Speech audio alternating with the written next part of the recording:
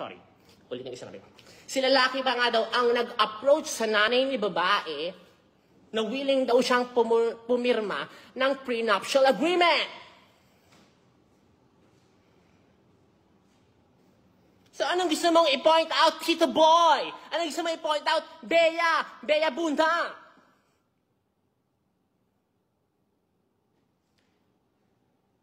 Na biglang nagbago yung ihip ng hangin. Na biglang nung magpipirmahan na ng prenup, ayaw nang pumirma ni lalaki. At bakit? Yan ang hindi ko alam. What if, Mars? What if? Yung pag-approach ni lalaki sa nanay ni babae na willing daw siya noon pa na pumirma ng prenup, ay play lang pala. What if, no, bilang isang marites, what if ito pala isang parte ng malaking master plan?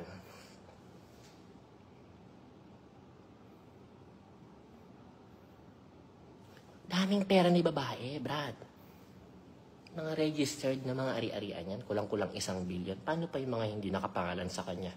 Na pailalim na hindi binabayad ng tax? Tangina. Ay, sorry. Putik. In short, si babae, bilyonarya yan. Kung ang declared na ari-arian mo is kulang-kulang 1 billion, ano pa yung mga undeclared na iniiwasan mo ng taxation?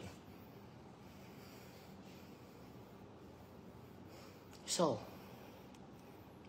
to summarize ang buong pangyayari, okay sana ang lahat. Yung buong relasyon nila. Okay sila as boyfriend and girlfriend. Walang issue, walang third party ang isa't isa. Ang naging problema, yung marriage itself.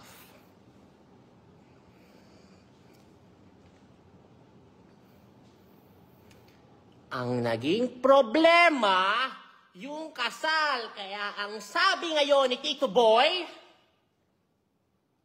kung magkabalikan man ang dalawang ito ngayong taon, definitely 100% sure, walang mangyayaring kasal ngayong taon. Bakit ka mo kung i-analyze mo, ano naging problema? Yung kasal, alam mo pwede maging problema sa isang kasal kung wala mo pala kayong third party?